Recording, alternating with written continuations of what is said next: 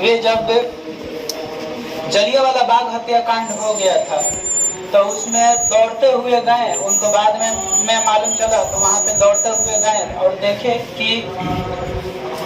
कि वहाँ पे बहुत सारे लोगों की लाश, लोग गोली खाकर मरे हुए थे। वहीं पे एक कुआं था, उसमें लोग जान बचाने के लिए बहुत सारे लोग उसमें कूद गए थे, उनकी जान चली गई थी। वहीं से उन्होंने एक बंदूक को उठाया और वहीं से उठाकर और अपने घर पर लाया और उसको खेत में ले जाकर बो रहे थे।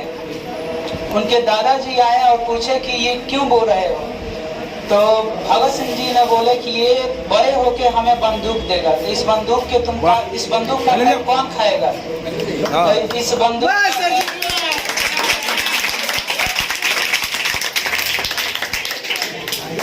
बंदूक का फल अंग्रेज खाएंगे। इससे बंदूक से के पेड़ से जो गोलियां निकलेगी उस गोलियों को अंग्रेज लोग खाएंगे। वे बचपन से ही इतना क्रांतिकारी, इतने विचार, इतने अच्छे विचार के थे, इतने उनके अंदर एकदम लोगों की जो उन्हें देखा गया था, यूं ही लोगों को मार दिया जाता था। कुछ भी लोग अंग्रेजों के खिलाफ बोलते थे, कोरा से मारकर उन लोगों को खत्म कर दिया जाता था।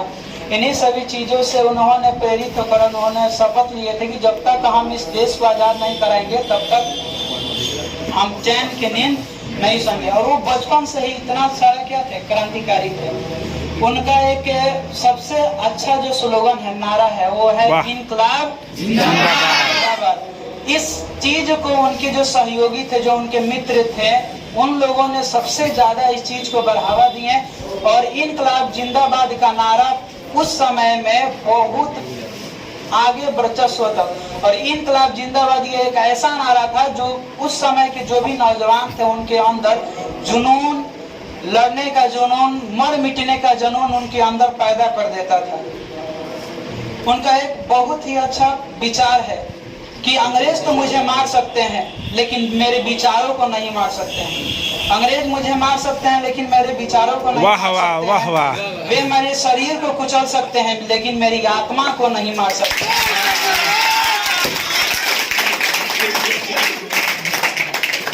Chegou a guirra do Barão Bosque.